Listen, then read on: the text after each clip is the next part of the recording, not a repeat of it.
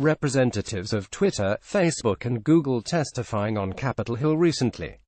Eric Thayer for The New York Times. To the editor, Silicon Valley can't destroy democracy without our help, by Emily Parker. Opt. November 3. Social media may not create our bad habits, but it feeds them, and for one reason alone: money. Those who want to blame social media for the state of our democracy, as well as those who want to absolve the industry of blame, can't ignore this essential point. Twitter, Google and Facebook are money-making enterprises, and they will do whatever they need to do to increase revenue. Helping or hurting democracy is incidental to that goal, as are improving or degrading our daily lives, or making the world a better or worse place. Social media may be only as harmful as we allow it to be, but as to whether social media is a force for good, as is so often claimed, I would ask this: how many people working in the industry would still be there if their jobs paid the same as, say, teaching a social work? Don't ask about the intentions, aspirations or responsibilities of social media companies. Just follow the money. That's the real story. Stephen K. Wojcikiewiczportland. Or, to the editor, Emily Parker repeats industry ideas about individual responsibility and a faith in self-regulating systems. Manipulation, however, is a feature, not a bug, in many of the products and platforms that companies like Google and Facebook design. It is in fact the premise of the advertising businesses that account for some 90% of the revenue. Discrete changes to the underlying algorithms of these platforms have immense power over what is seen by users, but, more important, they affect what goes unseen. But Silicon Valley corporations are wholly opaque in explaining how and where their algorithms work, what their objectives are and whom they are ultimately benefiting. To call these platforms a mirror fails to acknowledge the role that ideology plays in their construction and the power big tech has to determine the winners and losers in our society. Jason Friedman, Brooklyn. To the editor, How to Fix Facebook. We Asked 9 Experts news article, November 1. I found the suggested fixes to Facebook unhelpful, focused on technical tweaks or appeals to somehow make us nicer or more knowledgeable. Facebook, Twitter and so forth are publishers of readers' posts.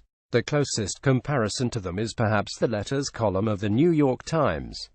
You curate your letters page very carefully, so should they. It is no excuse to protest that they simply have too much ink to ever be able to do this.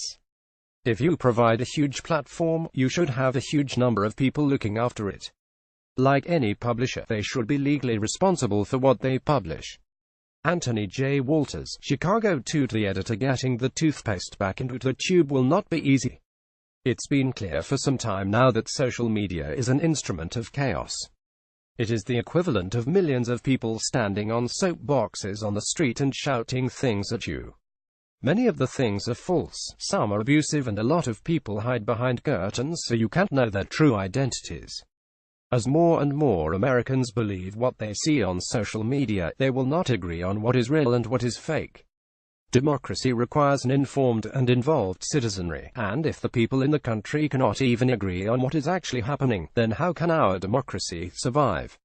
It may be too late, but at the very least Facebook and the others must limit the news feeds to only what comes from legitimate, acknowledged professional journalism sources. There will still be a lot of alternate facts, conspiracy theories and plain lies bandied about by both innocent and willful postings, and the sites certainly should provide fact checks about any of these that gain currency. But to wean people, especially young people, away from social media and back to legitimate news sources may be an impossible task.